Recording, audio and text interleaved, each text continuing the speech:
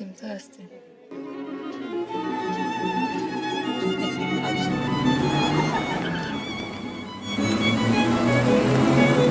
네? 50만 원이요? 한 장에? 5만 원도 아니고요? 세계적인 음악가들을 초청하는데 티켓은 0원입니다. 영원이에요. 드림팀이 옵니다. 안녕하세요. 클래식과 일상을 연결하는 안인모입니다. 제가 지금 한강 잠수교에 와 있어요. 여러분께 공연 티켓을 드리기 위해서 나왔습니다. 강물이 너무 시원해 보이죠? 슈타츠카펠레, 좀 어려운 말인데 자주 보셨죠? 무슨 뜻인지 궁금하실 것 같아요. 알려드릴게요. 네? 50만 원이요? 한 장에? 5만 원도 아니고요? 여러분, 해외 유명 연주단체가 오면 보러 가세요? 아니, 어떻게 가세요? 물가 상승률을 감안을 하더라도 티켓값이 정말 오싹할 정도로 비싸죠. 이렇게 비싼 티켓값을 주지 않고도 우리 지갑을 비우지 않고도 아주 멋진 콘서트에 가실 수가 있습니다. 어떻게요? 지역사회를 위해서 사회공헌을 하는 기업 덕분에 가능한 거죠? 따라와! 올해 이건음악회가 여러분을 위해 초청한 단체는 바로 베를린 슈타츠카펠레 현악 사중주단입니다. 작년에 오셨던 분들 정말 좋으셨죠? 베를린 슈타츠카펠레 현악 사중주단 드림팀이 옵니다. 10월 13일 서울을 시작으로 광주, 대구, 부산, 인천에서 개최가 되는데요. 이건음악회가 이 연주그룹을 섭외한 이유가 뭘까요? 그 섭외 이유 들어갑니다. 첫째, 나이가 450살이나 된 오케스트라가 있다면 믿으시겠어요? 믿으세요. 독일 명문악단인 베를린 슈타츠카펠레 오케스트라인데요. 무려 453년째 이어가고 있다고 하네요. 2023 빼기 453. 1570년, 그럼 당연히 섭외를 해야겠죠? 세상에서 가장 오래된 오케스트라 중 하나라고 해요. 둘째, 세계적인 지휘자 다니엘 바르헨보임이 보스니까 섭외를 해야겠죠? 이 450년의 위대한 전통 위에서 세계적인 지휘자 다니엘 바르헨보임이 직접 리드하는 연주단, 바로 베를린 슈타츠카펠레 현악 사중주단입니다. 바르헨보임은 1992년부터 베를린 슈타츠카펠레 음악 감독이면서 종신 지휘자입니다. 그러니까 오케스트라의 악장과 이 현악 파트의 악기별 수석 연주자를 모아서 현악 사중주단을 구성을 한 건데요. 이름이 똑같죠? 그러니까 섭외를 해야겠죠? 셋째, 독일 베를린의 명문악단 베를린 슈타츠카펠레 현악 사중주단은요, 수세기 동안 이어가고 있는 이 베를린 슈타츠카펠레만의 고유한 음색은 물론이고 현대적인 음향과 신미성을 추구하는 그 음악의 지향점을 계승을 하니까 초청을 했습니다. 베를린 슈타츠카펠레 현악 사중주단은 2017년 세계적인 공연장인 베를린의 피에르 블레즈 홀 공연을 시작으로 수많은 무대에서 고전에서 현대를 아우르는 다양한 레퍼토리로 청중과 소통을 하고 있는데요. 만약에 피아노 퀸텟을 연주한다면 바로 베를린 슈타츠카펠레 현악 사중주단의 다니엘 바르헨보임이 피아니스트로서 함께 연주하는 거죠. 정말 멋지죠? 슈타츠카펠레가 뭐냐면요, 슈타츠는 스테이트, 나라, 카펠레는 채플, 예배당이면서 오케스트라를 의미해요. 그러니까 슈타츠카펠레는 국립악단입니다. 이번 이건음악회에서는 베를린 슈타츠카펠레의 수석 바이올리니스트인 볼프람 브란들과 수석 첼리스트인 클라우디우스 포프를 중심으로 베를린 슈타츠카펠레 현악 사중주단의 바이올리니스트 리판주, 비올리스트 유스트 카이저가 내한합니다. 450년 동안 갈고 닦은 베를린 슈타츠카펠레의 음색을 이어받은 현악 사중주단의 그 소리, 너무 듣고 싶지 않나요? 종합건축자재 전문기업인 이건이 1990년에 시작한 이건음악회, 무려 34년째인데요. 어느덧 한국을 대표하는 메세나 운동으로 자리 잡았죠. 우리나라 기업이 주최하는 가장 오래된 음악 나눔 행사인 이건음악회는 지역사회와 더불어 음악의 아름다움과 감동을 나누기 위해서 세계적인 음악가들을 초청하는데 티켓은 0원입니다. 영원이에요. 티켓이 무료라고요? 네, 정말 전석 무료입니다. 이건 정말 올해 이건음악회는 음악을 통해 마음으로 서로를 이해하고 또 기쁨과 슬픈 그 감정을 나누는 포용이 주제입니다. 자, 어떤 음악으로 포용하며 서로를 응원할지 궁금하시죠? 이번 이건음악회에 오시면 베를린 슈타츠카펠레 현악 사중주단의 연주로 클로드 드비시, 요세프 하이든의 현악 사중주와 프란츠 슈베르트의 현악 오중주를 들으실 텐데요. 현악 사중주의 패러다임을 바꾼, 그러니까 하나의 획이 된 작품들을 들으시면서 그 흐름을 파악하는 시간이 되실 거예요. 그리고 슈베르트 현악 오중주에는 시크릿 연주자가 나옵니다. 궁금하시죠? 누굴까요? 곧 알려드릴게요. 먼저 드비시가 남긴 유일한 현악 사중주. 첫 시작부터 뭔가 색다르다는 느낌이 오시죠? 영화 팬텀 스레드에서 두 남녀가 사랑의 도화선을 타기 시작하는 그 장면을 매력적으로 받쳐주던 음악, 바로 이 곡의 이 악장이었죠.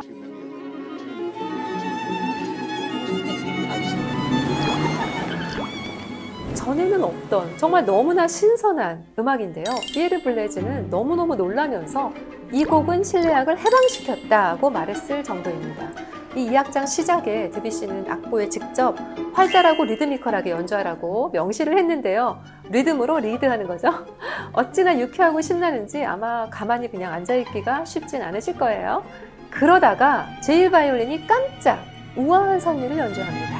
자, 그리고 4악장 정말 전율이 몰려오는데요. 악보를 보면 어찌나 새까만지 베르린 슈타츠카펠레 현악 사중주단만의 독창적인 해석 기대하셔도 좋습니다. 이어지는 곡은 현악 사중주로 생계를 꾸리신 아버지죠. 교향곡과 현악 사중주의 아버지 요제프 하이든의 곡입니다. 현악기 역사에 획을 긋는 6개의 현악 사중주 오퍼스 20을 만납니다. 하이든이 작곡한 현악 사중주 전체 68곡이 쭉 있는데 그 사이에 이 곡, 오퍼스 20, 이 작품집이 에베레스트처럼 우뚝 서 있는 그런 거예요. 감이 좀 오시나요?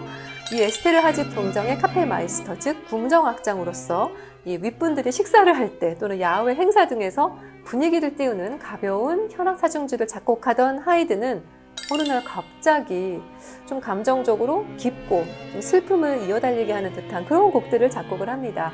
이 갈랑트라는 아주 아름답고 가볍고 우아한 그런 여성이 어느 날 독립을 선언하고 머리를 쇼커트하고 바지를 입고 시가를 피는 조르주 상드가 된 느낌이랄까요? 18세기 후반에 계몽주의에 대한 반대로 독일 문학에서 일어난 질풍노도 양식, 음악에서는 그토록 우아한 이 로코코 스타일에 완전히 반대를 하는 거죠. 거센 바다와 거친 파도처럼 인간의 감정을 아주 치열하게 배열합니다. 특히 이날 연주될 F 마이너 5번. 이 바단조는요, 정말 너무 멜랑콜리해서 까불까불했던 이 코미디언 하이든마저 좀 우울하게 만드는 그런 조성이에요. 너무나 어둡고 감정적으로 격하다 보니까 하이든에게 무슨 일이 있었나 싶을 정도로 광기 넘치는 열정, 슬픔 이런 것들이 가득합니다. 특히 이 악장은요, 하이든의 모든 작품 중 가장 비극적인 악장이라고 합니다. 에스테르 하지 공작의 오케스트라, 이 카펠레 악단이라고 하는데요. 이 악단은 하이든이 믿고 듣는 바이올리니스트 토마시니가 있었습니다. 자, 잘 들어보세요. 이 악장 메뉴엣 마치 오페라 아리아 같은데요. 제1바이올린인 토마시니가 아주 아름답게 연주를 했겠죠. 하이든은 특히 1바이올린의 이 비르투오소적인 테크닉을 마구 추가를 했는데요. 친한 친구이기도 했던 토마시니의 역량을 믿었을 뿐 아니라 아마도 그의 기술을 더 끌어올리기 위해서였을 거라 생각합니다. 하이든의 이야기는 제 책 고전의 전당 편에서 만나시기 바랍니다. 3악장 아다지오는 또 8분의 6박자의 그 아름다운 시칠리아노 리듬을 따라갑니다. 우아한 이탈리안 댄스를 추는 느낌이죠. 하이든이 현악 사중주에 사용한 후가 이후에 어디로 가냐면 바로 베토벤에까지 가는 그런 현악 사중주의 역사의 흐름을 만들어가는 거죠. 베토벤과 브람스 모두 이 오퍼스 20의 악보를 가지고 있었다는데요. 물론 두 명 다 이 곡을 깊이 공부했다는 의미가 됩니다. 이 오퍼스 20의 현악 사중주는요, 일명 선 퀄텟이라고 부르는데요. 태양 사중주, 이 출판 악보 표지에 태양 그림이 있었기 때문이에요. 하이든이 진정한 태양이죠.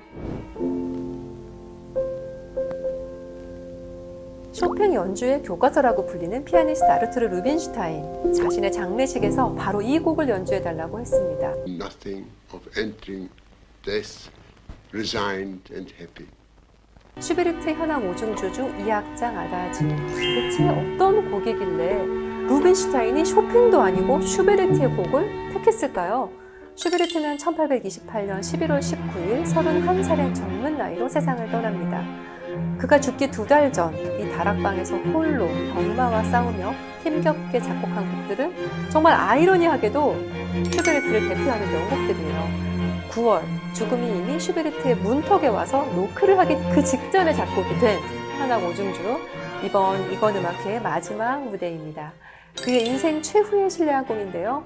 보통 현악 5중주는 현악 4중주에 비올라를 한 대 추가해서 바이올린 둘, 비올라 둘, 첼로 한 대인데요.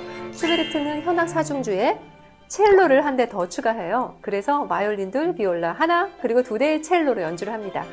첼로가 2대가 되니까 이 저음악기 2대가 만들어내는 화성의 울림이 굉장히 깊이 있게 와 닿으실 거예요. 이 곡의 백미, 바로 아까 말씀드린 2악장의 그 느린 아다지오에서 슈베르트는 아무도 듣지 못하게 피아니시모로 흐느낍니다. 빰빠밤. 안타까움에 발을 동동 구르는 듯 운명에 순응하지 못하는 외로운 영혼, 슈베르트의 가녀린 비명이 들려오죠. 격렬한 고통, 비참한 심정, 이 알아주는 이 없는 외로움. 왜 나는 고통받아야 하나요? 왜 내 삶은 이 모양이죠? 라며 원망하다가 결국 순응합니다.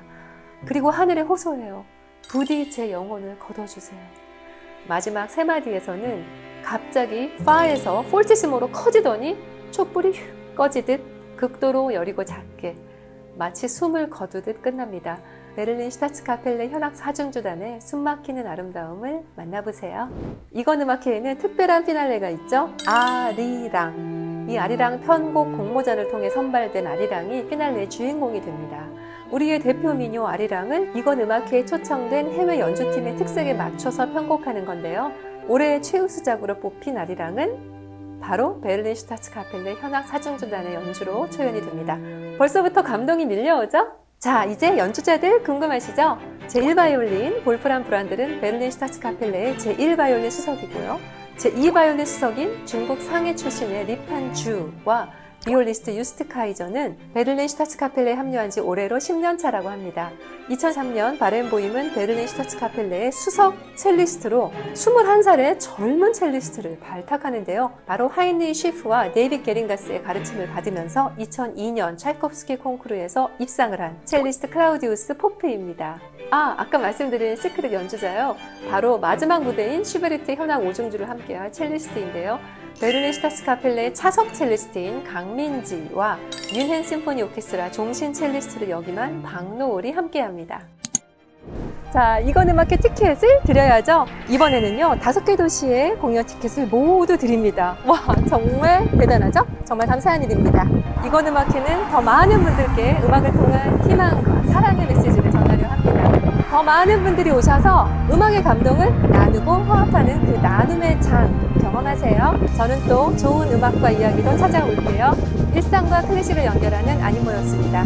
여러분 구독과 좋아요 꼭 눌러주세요. 고맙습니다.